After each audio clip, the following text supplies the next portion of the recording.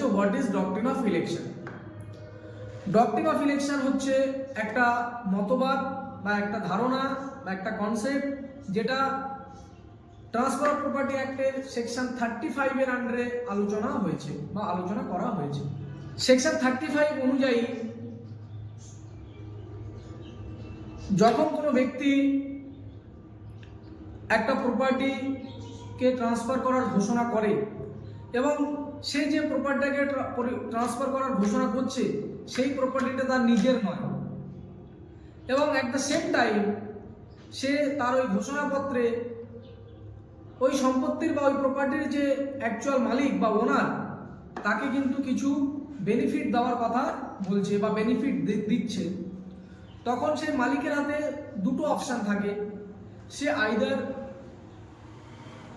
ওই প্রপার্টিটাকে বা তার প্রপার্টিটাকে ফেরত নিতে পারে বা ফেরত চাইতে পারে বা তার প্রপার্টিটাকে পছন্দ করতে পারে, অথবা সে ওই বেনিফিটটাকে নিতে পারে। তাহলে সে যদি বেনিফিট নেয় তাহলে তাকে প্রপার্টিটাকে ছেড়ে দিতে হবে, আর সে যদি প্রপার্টিটাকে নেয় তাহলে তার ওই বেনিফিটটাকে রিটার্ন করে দিতে হবে। এই যে তার হাতে অপশান আছে পছন্দ করার বা ইলেক্ট করার, দুটোর মধ্যে যে কোনো একটাকে, এটাকেই বলা হচ্ছে ডক্ট্রিন অফ ইলেকশন। আমি একটা উদাহরণ দিয়ে বলতে পারি যে ধরো আমি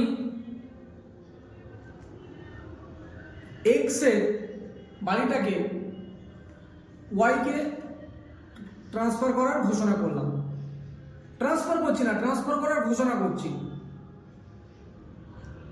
কারণ সেকশন 35 এ লেখা আছে profess to transfer, not the transfer. তো আমি এক্স এর বাড়িটাকে ওয়াই কে ট্রান্সফার করার ঘোষণা করলাম এবং অ্যাট দ্য সেম টাইম আমি এক্স কে সেই বাড়িটার জন্য 5 লক্ষ টাকার একটা চেক দিলাম।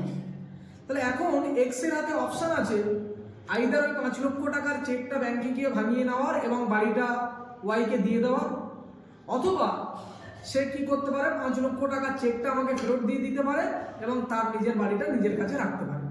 তাহলে এই যে এক্স এর হাতে যে অপশান আছে আইদার 5 লক্ষ টাকাটা চেকটাকে ভাঙানো বা তোমার হচ্ছে গিয়ে চেকটা আমাকে ফেরত দিয়ে নিজের বাড়িটা নিজের কাছে রাখা, এটাকেই বলা হচ্ছে ডক্ট্রিন অফ ইলেকশন।